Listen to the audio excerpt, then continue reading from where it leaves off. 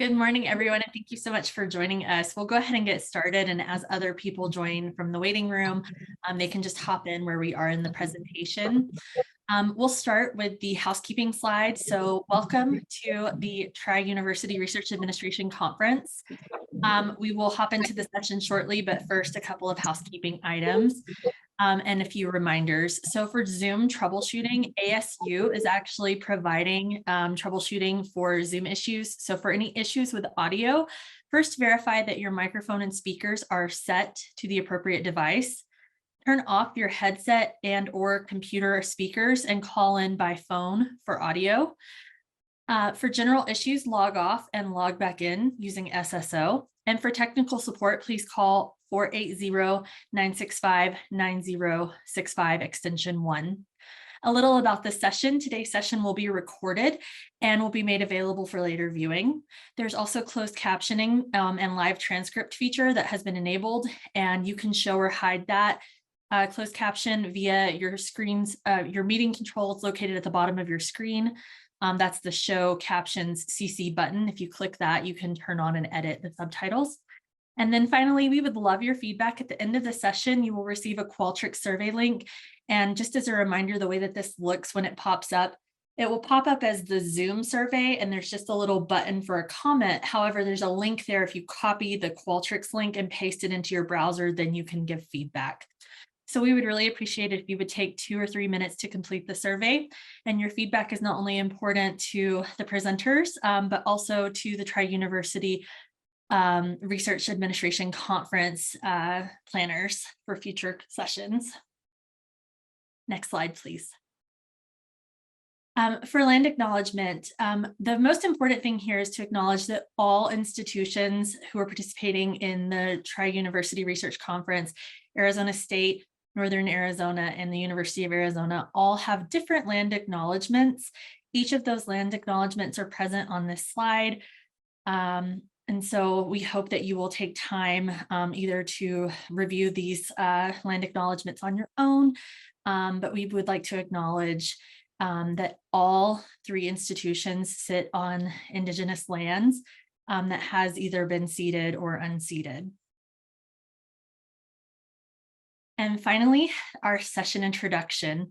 So our session today is limited submissions: who, what, where, when, how, and why.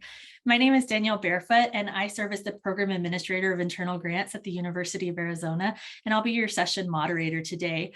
I'm joined here by colleagues Hayley Bohall, Andy Kopish, and Lydia Macias, who are from different institutions around the state. We have Hayley from ASU, Andy from NAU, and Lydia from the University of Arizona. And we will turn it over to them for introductions now. Hayley, please.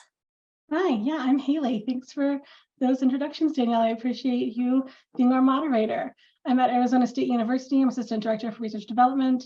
I focus on limited submissions, internal competitions, some review panels, and institutionally coordinated opportunities.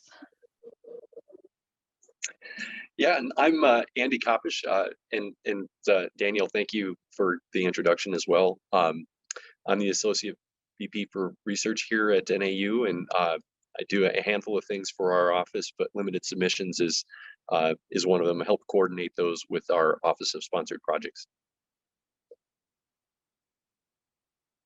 Hi, everybody. My name is Lydia Macias. I'm glad to be with you all. I work for the University of Arizona as the Research Development Operations Coordinator, and part of my work is coordinating limited submission. I also first serve as the primary contact for institutional submissions, and I also help coordinating other tasks in the office, like research initiatives. So we'll get it started right away and ask the question, what are limited submissions? And I know some of you are seasoned research administrators. I see here the participants. I recognize lots of your names. So go ahead and type in the chat for me what you think limited submissions are, and be kind. Don't say anything mean, but go ahead and tell me what limited submissions are. Put some responses in the chat for us. They might be different at each institution, might have a slightly different definition.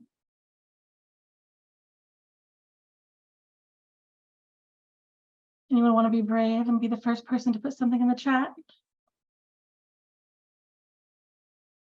Well, the definition we're using today are funding opportunities in which the sponsor only allows a specific and limited number of proposals from a given institution.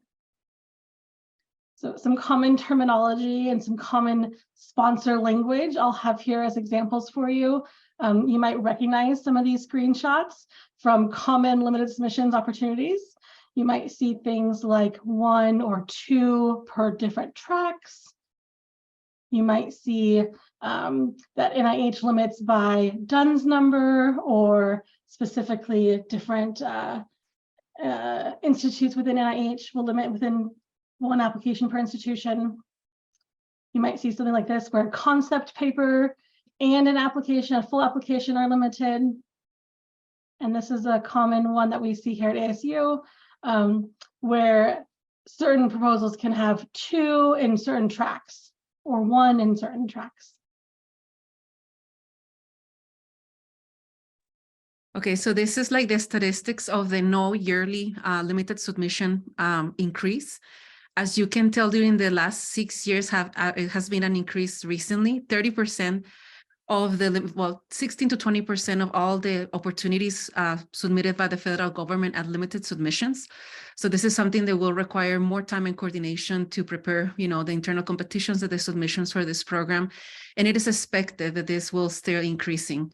So this is very important, because all of you that submit grants, you will notice that it will be 77% and later 60% of increase in all the limited submissions. And as I mentioned before, it is expected that this will be increasing. So we can expect more competitions and, of course, more coordination to take all these programs, the internal coordination needed.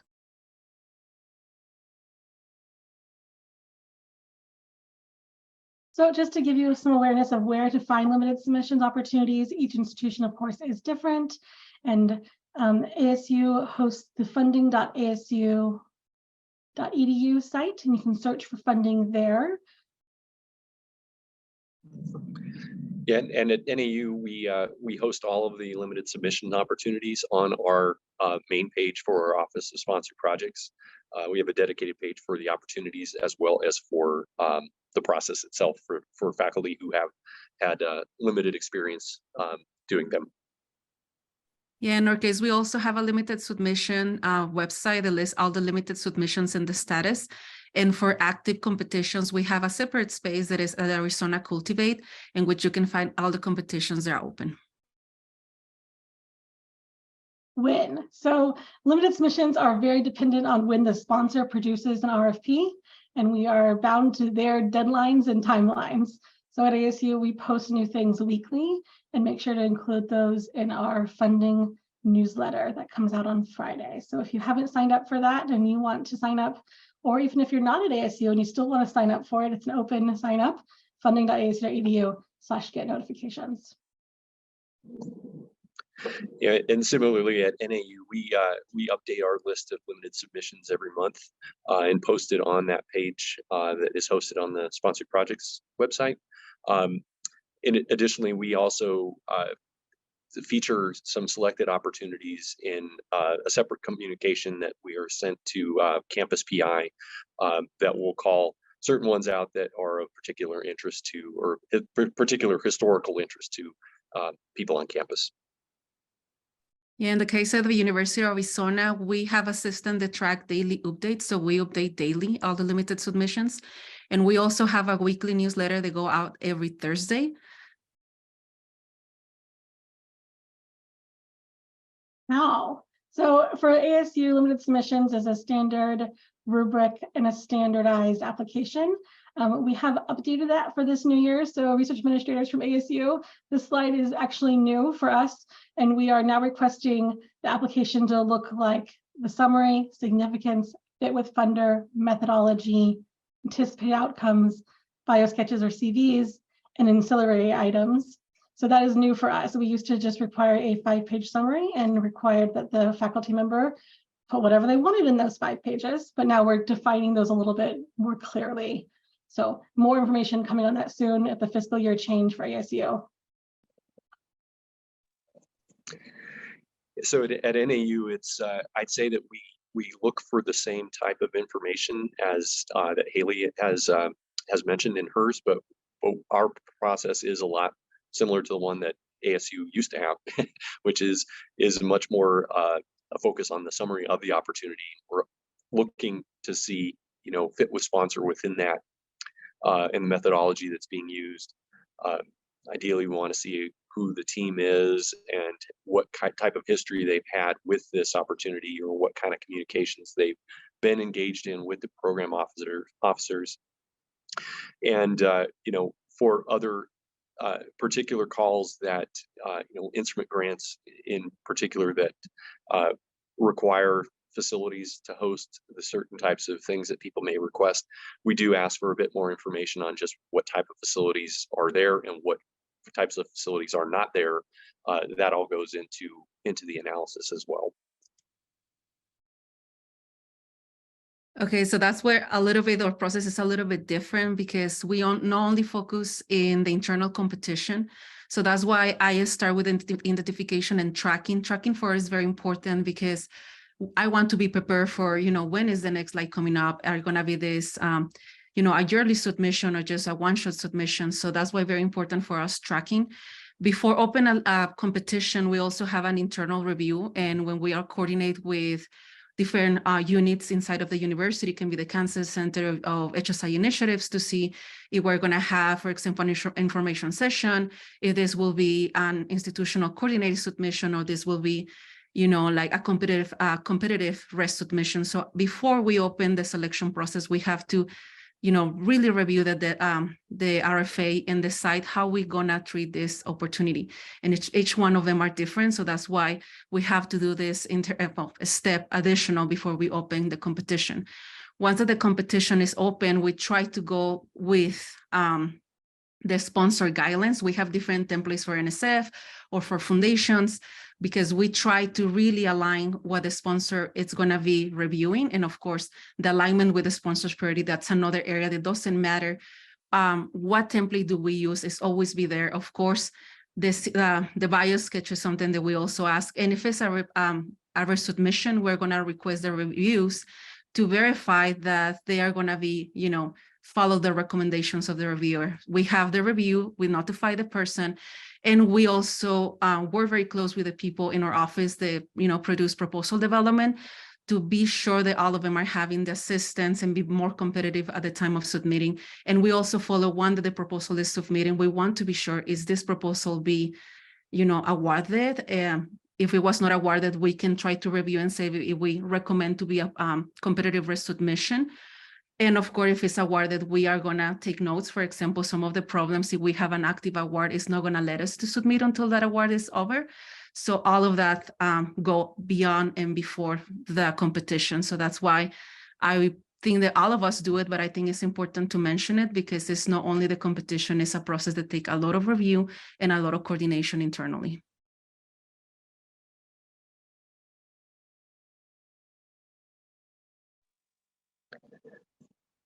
All right. Well, a common question that comes up is just what's listed here.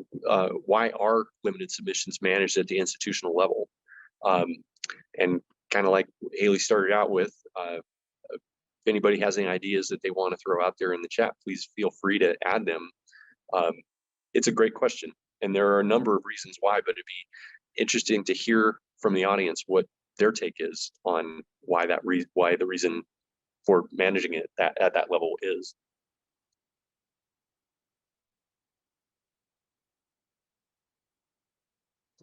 There's a handful of reasons. There's no best answer, but just to go through them, not to overwhelm the funders, reviewers, or reviewer system. That's a great one. Ones that we'd come up with are just listed here. In general, oftentimes you have multiple colleges that are participating, and that can be multiple colleges within a single institution, or they can be joint between institutions. Sometimes, and we see this here at NAU when we are partners with, often U of A or ASU, our participation as a partner in somebody else's limited submission application would, in some funders, would invalidate us from being able to submit our own. So not to say that that's a preferential situation or not a preferential situation, but it's certainly something to keep in mind. Transparency, that's another great reason. It's good to, the universities only have a fixed number of submissions that they can put towards any given call.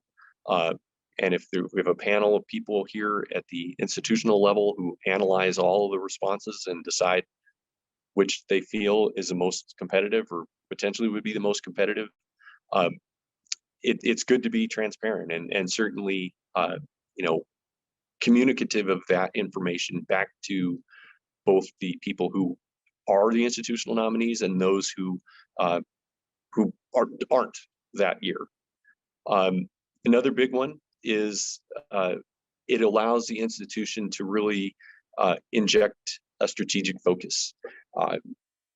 Sometimes there are groups or efforts that are ongoing that the institution feels are very important both to the mission of the institution as well as excellent fits to the sponsor. And simply, being able to absorb that information at the institutional level and guide those decisions there, it can be very important to the goal of the university overall. And the last one is just simply sponsor confirmation. A lot of times it has to be submitted through the institution, and there is a requirement that the institution is aware of the submissions that are going out and is endorsing them. And so capturing all these limited submissions at the institutional level and coordinating that response is often a requirement of the sponsor.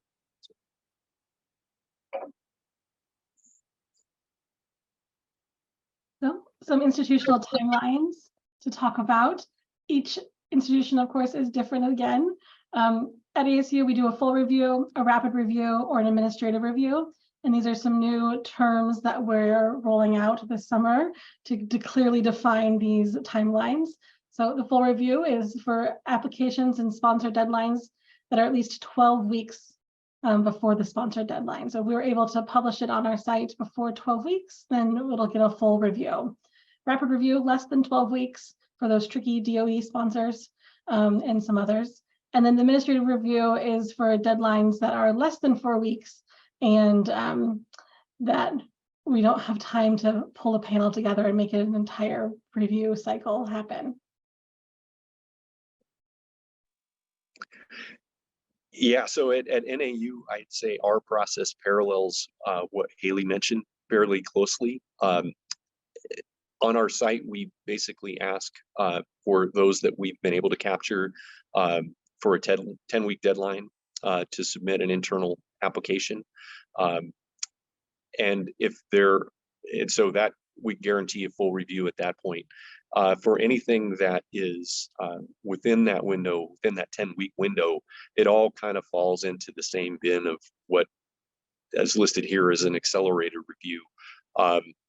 If it's still fairly far out, we can mirror as much about the full review process as we can. But if it does get fairly close to the sponsor deadline, and Hayley mentioned the DOE, which has been quite keeping us on our toes, there is an administrative aspect of the review that has to happen when the deadlines just get that close.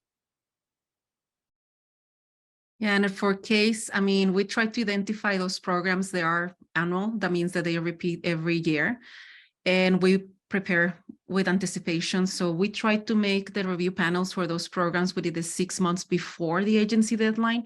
So we have enough time for the PIs to work in the proposals, go into revision, have the collaborations they needed in order to submit. So that's why we take that on consideration by, having so far.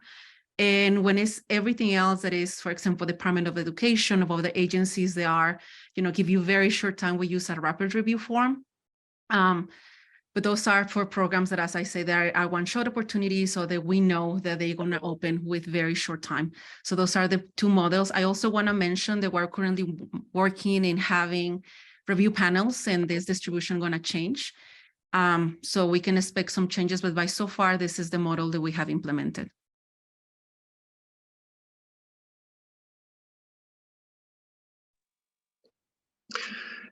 Yeah, so just want to go through a bit of the common limited submission opportunities that are out there. And I think Lydia did a great example of explaining that limited submissions in general are increasing every year and changing routinely. But there are some opportunities that I think are on the radar of a lot of faculty annually. And so the examples that are listed here are a number of those opportunities that I think the three of our institutions can count on having a robust interest every year from certain faculty. One of the big ones that is just right on top of the list are those that are focused on educational grants for Hispanic serving institutions. NAU in particular has just received that designation within the last couple of years. I think ASU, Hayley could confirm, but is also recently attained that. U of A has had it for a while, is my understanding. So there certainly are a lot of different groups on campus that have an interest in participating in that one. Same goes for other traineeships like the scholarships in science, technology, engineering, and math, the NRT program, the NIH Science Education Partnership Award. Instrumentation grants are another place where there's a lot of diverse interest from different groups on campus. And that, the USDA has an equipment grant program. The biggest one that I think is on the radar of the most people, at least at my institution, is the Major Research Instrumentation Program from the NSF.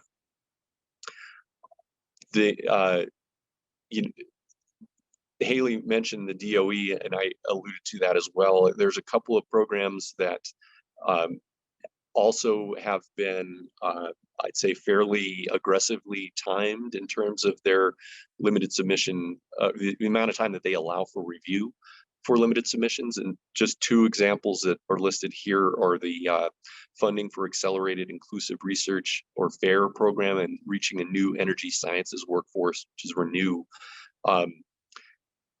When those came out, we were well within what would otherwise have been our preferred amount of time to review a limited submission opportunities.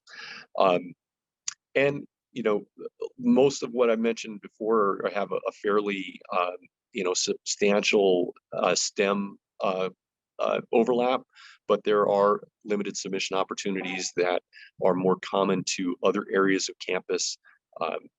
National Endowment for the Humanities has a summer stipends program, National Endowment for the Arts similarly, and then foundations like the Keck Foundation or the Sloan Foundation also are fairly well represented interest for faculty to apply to each year.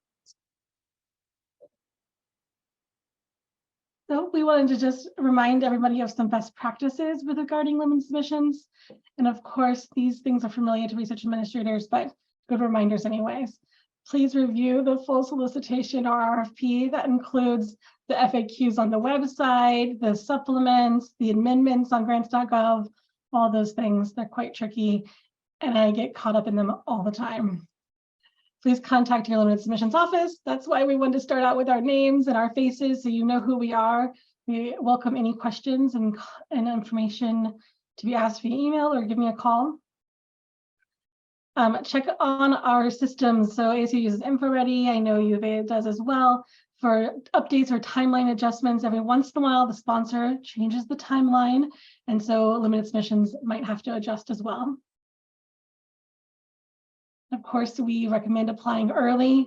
Please don't wait to the last minute to apply for something. Then if you have a system problem, those deadlines are firm. And of course, we encourage all faculty to be reviewers. So if you have a faculty member who's interested in a limited submissions but isn't applying for it this cycle, most are regularly available every year. So we encourage those folks to apply to be a reviewer or participate in the review panels. Then they can learn more about the limited submissions process, what's expected of a reviewer, what's expected of an applicant, what a good application looks like, all those things. It's quite informative.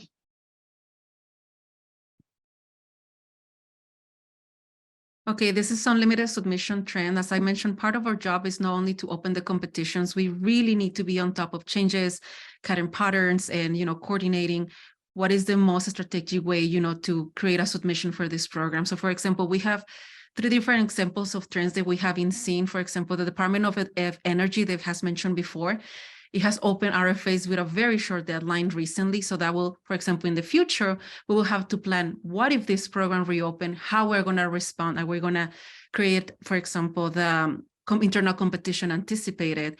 How you're going to handle that to ensure you're going to have a strong proposal, the goal and behavior of your institution. Other thing that we have seen recently, actually this happened in January this year, it was the MRI, highly competitive program. A lot of people interested in this, that they removed the cost share requirement. That's a great notice for all of us because that's something that usually takes some negotiation time for the submission. And they also open a new track that is track 3, focus in alien consumption. We have been a lot of, and this is not only for the for IPA, it has been for a lot of other agencies, because we have to remember that we also have to check, government interactions and what is the government, supporting. And we noticed the Biden agenda is very, very, very on top of everything related to environmental justice.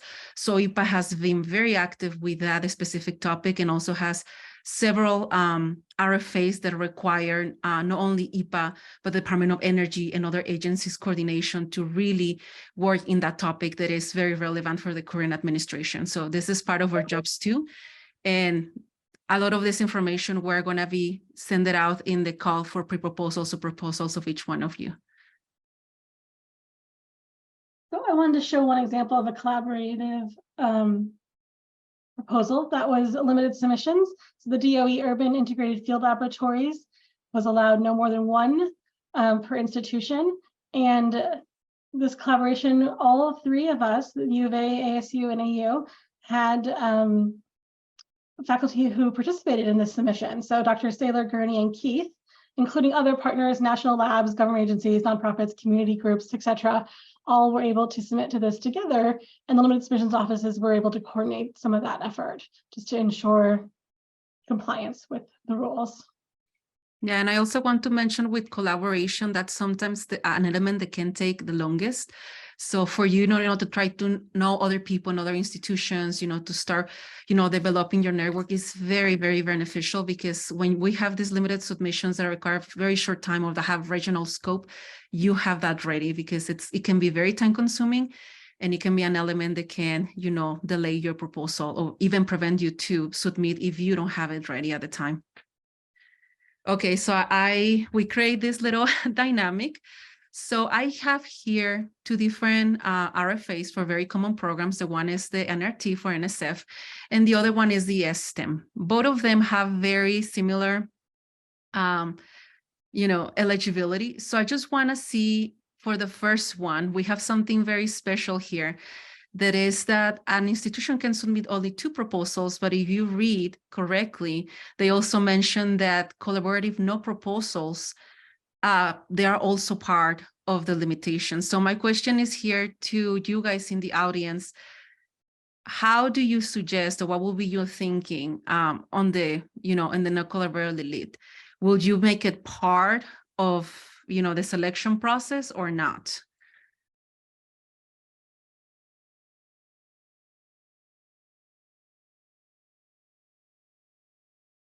Okay, so I'm just going to clarify this, because this kind of limitation is being seen more often, especially in NSF.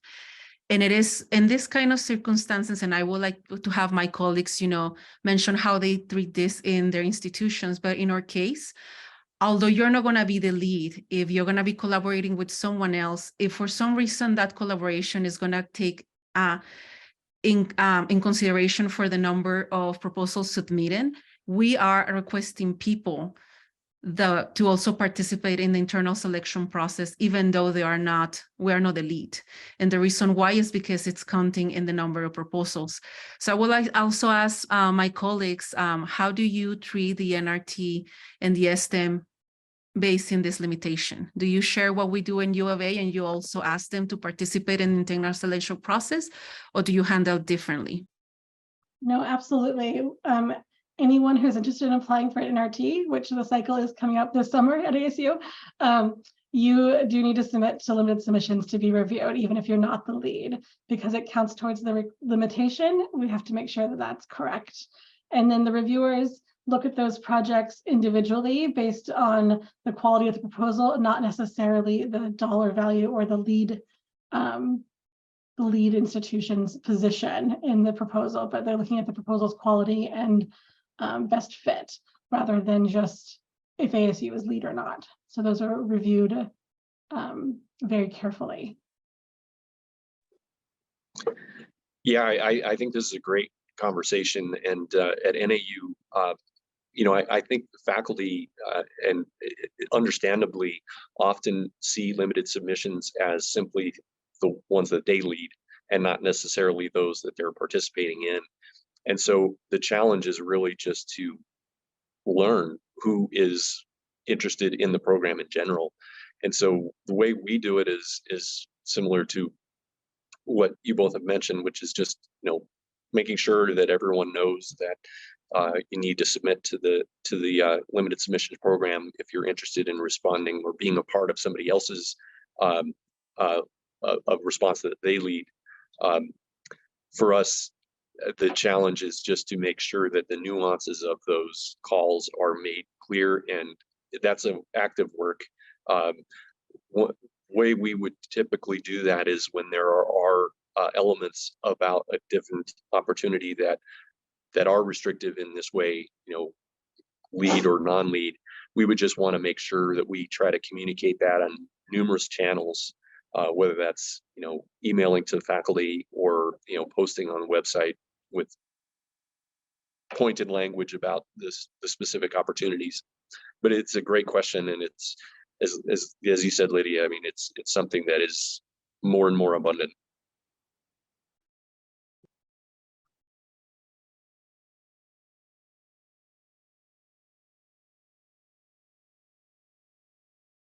Can we go to the next slide?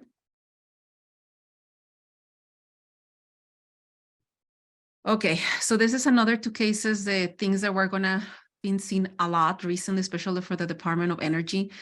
That is that we can only submit one concept paper and one full application. In this case, when we run the limited submission, we have to control the concept paper. You will see very often that this limitation can be like a little bit different, like one concept, like there is no limitation for concept papers, but it is a limitation in a full application.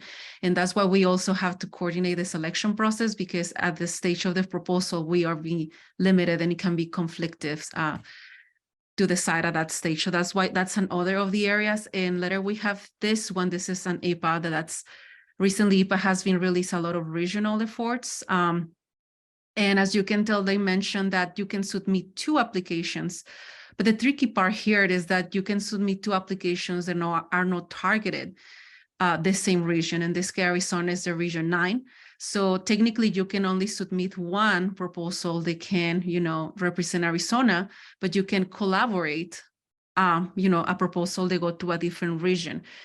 And it can be like a little bit tricky, you know, how we read this, how we run the competitions, and of course, how we make it more strategically. But I just mentioned these 4 examples, you know, how you have to develop, you know, the strategy and how you have to develop, you know, the tracking and what information you can provide to faculty to make it clear for them. How are we doing things and why are we doing things? So do you have any questions about the specific opportunities, about the processes that we do? Excellent. Yes, we have left ample time here because we definitely value the relationships that we have with our research administrators on campus. It's not possible for us to facilitate these sorts of opportunities without these very close working relationships with you and your faculty and research scientists, and also across campuses. So we'd love to hear any questions, any comments, any ideas, issues that you've had. Please feel free to unmute yourself and ask. You can also ask in the chat and I will be happy to read it out loud.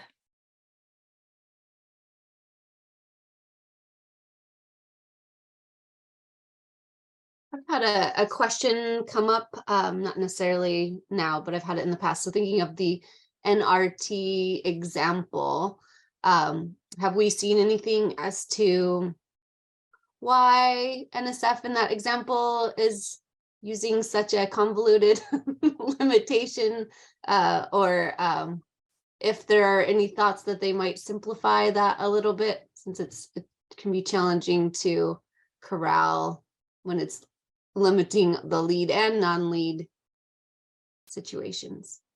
I mean, the reason that why, I mean, we're receiving some communications from NSF trying to cover that trend. And when they have to, they try to explain to us is that is because they try to cover regions, no, instead of institutions. So in this case, they're trying, for example, to verify the Arizona region is very well covered instead of, U of A or, other university within, the state. So that's why they're trying to do this kind of limitations. And they also applying this to other programs that are also not limited, but it's, for example, the F score, there's also limited. And that's exactly the same reason they're trying to do based in regions instead of based in institutions. So that's one of the reasons why are they putting these limitations, because most of the time, I mean, it's just terms of geographic focus or partners tends to be people that we know, they're close to us. So that's kind of usual that we have partners in institutions that are kind of very close to, us in terms of location. But that's one of the reasons why NSF is doing this kind of no collateral, lead proposals as part of the limitations for the geographic scope that they want to be covered.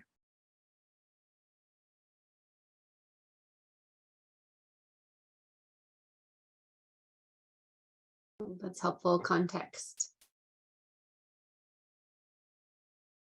One thing, while we're giving people time to ask their questions, one thing I've wondered about is how lively are these competitions? Like how many submissions are you all typically receiving for the internal competitions on these? I love that question. It's hard to answer though, because each competition is so different. For the NRT, just to give some context, we typically see 4 to 7 applications. So there's 4 to 7 faculty groups who are wanting to propose a new NRT idea. And that's reviewed by about 5 to 7 panelists for the review committee. For MRI, that number grows quite heavily. So we see about 10 to 12 applications for MRI. KEC is another one that has changed in popularity over the years. We've seen 8, 9, 10 applications one year. And then just a couple of years ago, we started seeing 3, 4 applications. So depends on the popularity or the program or that department, what their current needs might be. It fluctuates quite a bit.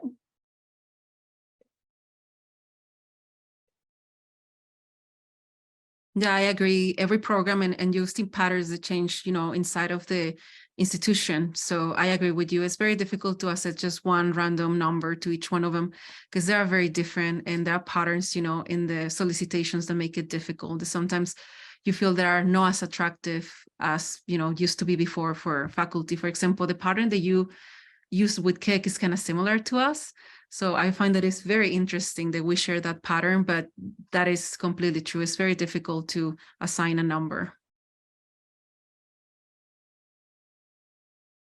I know not everyone is comfortable asking a question out loud or in the chat, but we do have our email addresses up here for you to reach out to us. Please do so. We're happy to answer any questions.